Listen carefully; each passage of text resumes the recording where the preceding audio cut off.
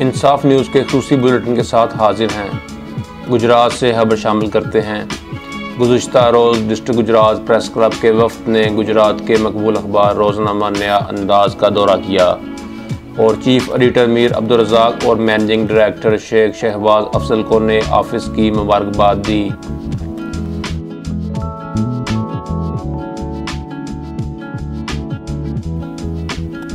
इस मौका पर सदर district Gujrat press club Syed Tariq Hussain, senior नायब सदर ज़ैड भट्टी, राजा शुएब, हारून हयात, डॉक्टर मोहम्मद फ़ारूक, नासिर खोखर ने अखबार की तैयारी के मराहल के बारे में चीफ एडिटर मीर अब्दुल रज़ाक से तफसीली मुशावरत की। इस मौका पर डिस्ट्रिक्ट गुजरात प्रेस क्लब के वफ़द ने रोज़नामा नया अंदाज़ की टीम को बेहतरीन काम करने पर खराज तहसीन पेश किया और इस उम्मीद का इजहार किया कि रोज़नामा नया अंदाज़ अवाम के मसाइल बेहतरीन अंदाज में अरबाब अख्तियार तक पहुँचाएगा और आला सहाफ़ती रवायात को फ़रोग़ देता रहेगा।